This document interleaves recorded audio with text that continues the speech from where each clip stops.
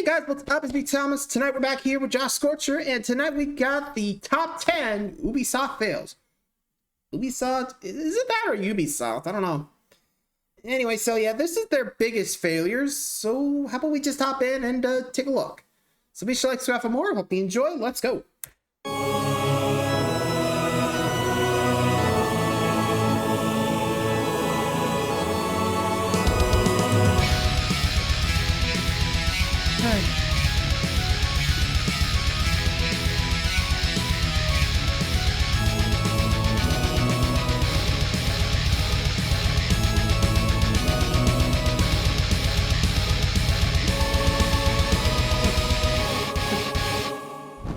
Here we go. Getting mad at Ubisoft feels like getting mad at a dog for getting into the garbage. Sure, they do greedy and annoying things, stuff. but I never felt that they were actively evil, unlike some other companies. Instead of attributing malice, I feel like attributing stupidity. I just get that feeling. Or just incompetence. I think you see what I mean when I show you the only way I can. Top 10 Ubisoft fails. Let's go. Hey, to be done. I mean, you're playing Mario Rabbids here. Why not? Who's first? Back in the day, Rayman was to Ubisoft what Mario and Sonic are to Nintendo and Sega. But then, everything changed when the Rabbids attacked. As Rabbids games kept popping out, the original title character had been pushed further and further out of the spotlight. That is, until Rayman Origins came out, giving a little bit of light to the franchise. I am alive! I can see that. Then Rayman Legends was announced, which seemed to be more of the same greatness and a promising launch title for the then upcoming Wii U. It was heavily featured in demos of the console, and for good reason. The levels they featured really showed off the capabilities of the Wii U and got people really hyped. And then the game got delayed. Now, that in and of itself is not a fail. After all, a delayed game is eventually good, but a rushed game is forever bad. Mostly anyways. No, why this is a fail is the reason it got delayed. Because Ubisoft wanted to port it to other consoles and release them all at the same time. So, why didn't you just release it now and then port it later? This isn't being considerate. This is spiting some very excited gamers for... I can't figure out the reason why. Now, don't get me wrong. Rayman Legends was still great, and that's why it's so low on the list, but Ubisoft's bizarre decision really hurt the Wii U, both at launch and in the long term. But the Wii U's failure is a story for another time. Can we wait your turn, Nintendo? Wait your turn. Anyway, moving on. Since the turn of the millennium, the open world or sandbox genre has been massively popular. The ability to do whatever you want in a big open world is an enticing idea to many people. It's easy to get lost in many of these games, exploring the environment, doing side activities, completing missions, finding collectibles, or running over pedestrians. Hey, you do you.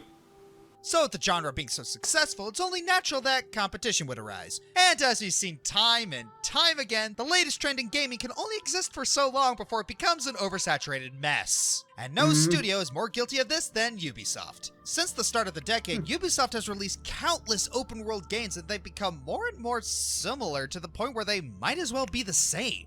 It's caused many of Ubisoft's franchises, Assassin's Creed, Far Cry, The Crew, to lose their identities and just become more drops in the bucket to be released yearly. Good, memorable sandboxes take time. Games like Breath of the Wild had a long development cycle and they received praise because of the effort. Not to mention, size doesn't equal quality. The Yakuza series has shown that a smaller but densely packed open world can be just as, if not more effective. Meanwhile, at Ubisoft, you can practically make the design document with a Mad Libs. You know, that gets me to thinking, how is it that Ubisoft can release like 50 billion sandboxes in a year, and yet they're still more stable than the ones Bethesda releases after 6? Hey! You'll see them more later. Just right. Ubisoft's E3 presentations are... What the? Bizarre. Now, strange is not necessarily bad or good, but many times Ubisoft seems to flounder around without a clear direction. They've had great E3s before, so sometimes it works. That's all right. I remember that one adorable moment where they forgot to turn off their mics. See, when they don't try and force being relatable, they're fun. When they do, you get Mr. Caffeine. And thanks to the Sony move, here, hold my joy wand. Ew, Whenever no. Ubisoft shows up to E3, you just know that it's going to get weird. Mostly for the worse. Mr. Caffeine, for I instance, think was they a were really trying to be cringy quirky, attempt but to try and get their own version of the Reginator. It didn't work. It did It not always work. doesn't work. Then there are the incredibly staged demos. Most other companies do this, but Ubisoft is a bad offender. They're just extra long gameplay trailers that has someone faking playing in front of it. The fact that they think we can't tell that they have everything pre-recorded or everything is scripted is kind of insulting. Why bother lying anyways? It just adds to the marketing failure when what we see isn't what we get, Hi Watch Dogs. And Well, I'll get finally, you in a minute. they're just silly. Bringing in hosts like Aisha Tyler wasn't always bad, but the cringe was a toss-up. And when they do the Just Dance dances, yeah, why are these games still on the original Wii? Ubisoft's E3 presence isn't bad per se, but it is strange and weird. Really weird. Except what they did with Watch Dogs, that was bad, but we'll get there eventually. At least I didn't spend 10 minutes raising a car. Wouldn't put it past them. Microsoft? Yeah, true enough. Like, ain't wrong there. Ain't wrong there. Like I said, we want to pet past them. And it gets stranger than that, I guess. Oof. I guess they always thought, like, the quirkier the better, but usually that comes about naturally. You know, the whole, "You're breathtaking" from Keanu. Yeah, that's just Keanu being Keanu. What are you gonna do, right? I mean, hey, if it works, it works. Not, just move on. You know? Just saying, you don't have to force it. You just gotta let it do it naturally. Anywho, next up. Number 7. What's that? How do you fuck up Tetris? Well, let's start A with the lot. advertisement. We have a lazy jerk and an overworked office lady somehow get into a weird form of Tetris involving their office supplies, culminating in wholesale murder of their boss. Fun for the whole family. As for Tetris Wow. Ultimate itself, well, Ubisoft was basically trying to reinvent the wheel when the wheel worked just as well as it always had. Tetris is one of the See? most iconic and simple games of all time. You fit different shaped blocks into each other and then make a line across the street and bingo bango And bingo Bob's your bango uncle. Bob's your uncle. Somehow, Ubisoft's new wheel rolled like a brick. Not only did Ubisoft Oof, throw in a bunch of not bad. unneeded additions to the classic Tetris, with achievements of all things, but the ship product was a glitchy mess. The game had performance lag up the wazoo, which is ridiculous when the That's game why worked you better really on have to tech make sure from the these things 80s. work Things were before you apparently send so it, bad you know? that Tetris Ultimate was withdrawn from the Steam store. That is how you know you done fucked it up. Just Yeah, how? that is bad. How do you screw up Tetris? You You got had me. one job. One job. Hey, Adam said. Number 6. I feel bad for him sometimes. I love pre-orders. No, wait, that's not right. No, I For don't. years, developers have been trying to get people to buy their games ahead of time using fancy pre-order bonuses like a cool poster or an in-game item. Well, leave it to Ubisoft to not only create whole editions of their games to entice players, they have to make it so freaking complicated to the point where you need an organization chart just to understand it. So if I buy the special edition, I get the game and 2 DLCs? Yes, but if you get the Digital Deluxe Edition, you get the game and 2 other DLCs. Is there any Same edition thing. that lets me have all 4 DLCs? Yes, the Gold Edition, but if you get the Platinum Edition, you get 3 DLCs and a completely new one. Is there any edition that lets me have everything? Only if you live in Europe. Watch Dogs, For Honor, Rainbow Six Siege, The Division. All games with a bunch of special editions that can range from being system exclusive to region exclusive. Again, look at this chart for just Watch Dogs. Wow. Want to get everything, you need to spend a lot of money getting each DLC or at least 3 editions. Recently, they've gone back a bit on this by not including starter editions anymore, but the Thank fact that God. the most recent game to do this is Assassin's Creed Odyssey, which came out last year, makes me doubt it's going away anytime soon. I mean, who knows? Depends. Watch Dogs Legions might not have any special editions. About that. They just try to do what they can for more money. Number 5. I've already stated how at hey, Watch E3, Dogs, welcome Ubisoft back. can make some pretty boneheaded decisions. One of their biggest Yeah, mistakes no was how they company is- presented you Watch knew it. Dogs What are you at gonna E3 do? 2012. First impressions wowed the crowd. The level of detail in the graphics at such a smooth frame rate was jaw-dropping for the time. The idea that you could be some super hacker vigilante in the Windy City was a really neat concept. And the fact that the game seemed to advertise fighting smart rather than just being a GTA clone. People were pumped and couldn't wait to play it. Then it released. The game ended up being just another Ubisoft sandbox GTA clone with a hacking cone of paint on the side. Most of the mission objectives were extremely easy, and you could solve all your problems by blowing them up or shooting. But the graphics were a major downgrade, even on the PC, that they reached nowhere near the level of detail shown at E3. Yeah, that's one fine-looking barbecue pit.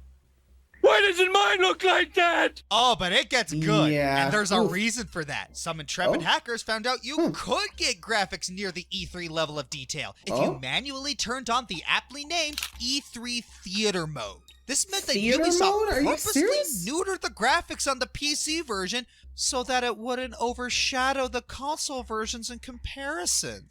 Equality for all. While many companies have embellished how good their products are, gamers hadn't really experienced a bait and switch this heavy in a long while. Many tried to get refunds, some even sued for false advertising. I'd love to say that Ubisoft learned from this to not cheat their customers, but that would be lying, as they would do the same thing again with The Division, Rainbow Six Siege, and the Far Cry sequels. It's like having your dog continuously pee on the carpet, and it still doesn't, no matter what you say. Hey! Again, can relate. Bad game! Dog. Shame on you! Dog. Yeah, they just never learn sometimes. They just never learn. Contest. I think developers need to spend less time hyping up a game and spend more time actually making sure the game is good on release. In 2013, Ubisoft announced their next big hit, Tom Clancy's The Division. And then they spent the next 3 years hyping it up, showing off the new engine they made for it, showing off the open world, its multiplayer, and cool PvP with a very manipulative E3 demo. When it was released in 2016, it became Ubisoft's best release date at the time in terms of sales. But when people actually played it, the overall opinion was pretty divisive. Yeah, okay. While the normal story wasn't terrible, the overall gameplay mechanics were janky. Like a lot of non-Borderlands loot shooters, the Division's loot system was done very poorly. Also, the PvP arena was overrun with hackers on the PC version, and the late game was super boring with bullet sponges for enemies and no major progression past the main story. Also, how do you have NPCs only talk to one player at a time? It's an MMO for Pete's sake! People got this right years ago! How do you screw up something this simple? You're starting to think I see Ubisoft as dumb rather than malicious. Now, to give them credit, Ubisoft did get their crap together and made the game much better through future content updates. Plus, when the sequel came out, it was good right out of the gate. But the fact that Ubisoft spent so much time hyping this game up just for it to be poor on release is pretty bad. I think you can see a pattern here. Yeah, they're just promising too much, but falls flat right on its face. I feel bad for Ubisoft sometimes. Like, I don't know who's in charge of these, like, decisions, but you gotta think, like, do they not playtest these things and see, like, oh, is this certain thing gonna work? No? Well, we better fix it beforehand. Or it's just like, they won't notice. Like, dude, it's pretty obvious, man. We're not dumb. I think that's the problem with game developers. They think we're dumb, but we're just as smart as they are sometimes. Keyword sometimes, but anywho, final 3, here we go.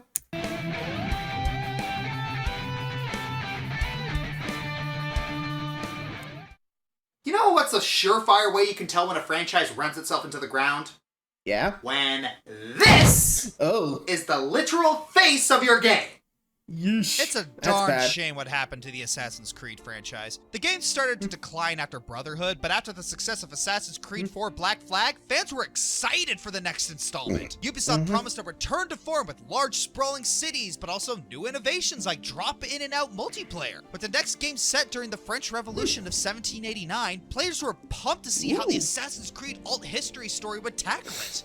Unfortunately, at launch, players were instead subjected to that, glitches, hacks, and, well, jeez.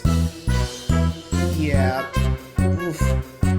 Buggy gameplay, buggy characters, buggy physics, and also buggy graphics.